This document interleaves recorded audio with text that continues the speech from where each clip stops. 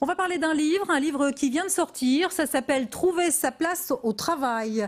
Il a été écrit par Juliette Allais et Didier Gutmann aux éditions Erol. Bonjour Juliette Allais, vous êtes avec nous en duplex depuis Paris. Bonjour. Oui, bonjour Francine. Alors, vous êtes psychothérapeute et Didier Gutmann, lui, est consultant pour les grandes entreprises. Dites-moi sur ce livre, pourquoi vous avez choisi d'écrire cet ouvrage en ce moment? C'est à la mode, c'est un sujet tendance, trouver sa place au travail? Non seulement c'est un sujet à la mode, mais c'est aussi un sujet très important. Et moi, j'ai de plus en plus de personnes qui cherchent, qui se posent la question de la place au travail. Et au fond, on s'est aperçu que l'un et l'autre, on avait quelque chose à dire ensemble.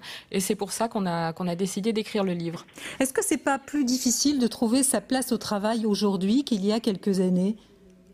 Ça a un peu changé. Je dirais pas que c'est plus difficile parce que le monde est à la fois plus ouvert, mais il est aussi plus exigeant, et donc il nous demande d'être peut-être mieux ajustés, c'est-à-dire de pouvoir connaître en fait le juste équilibre entre ce que nous savons faire, ce que nous voulons faire et la manière dont nous pouvons soutenir ce projet dans le monde extérieur. C'est vrai que le monde s'est durci, il est devenu plus rapide, mais il s'est aussi ouvert. Il y a des possibilités de travail qui n'existaient pas il y a 10 ans, et par contre ça nous demande d'être dans une vraie réflexion. Mais vous vous rendez compte, vous, au quotidien, que justement la souffrance au travail, elle existe, et elle existe, me semble-t-il, de plus en plus, non? Parce que justement, c'est le reflet de la société qui est de plus en plus violente, où il y a beaucoup plus d'injustice.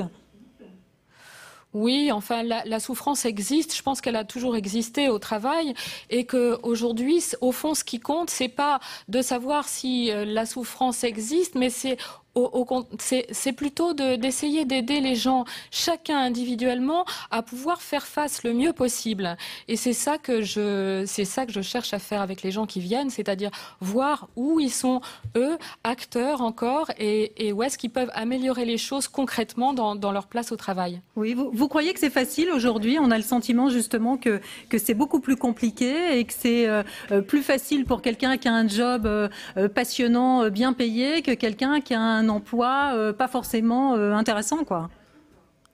Oui, certes, il y a des places plus difficiles que d'autres, mais au fond, c'est toujours un parcours individuel. Je veux dire, on est aussi responsable, non pas de oui, mais de face la aux situation cadences, aux chiffres, aux objectifs que certaines entreprises demandent d'atteindre, là, c'est compliqué.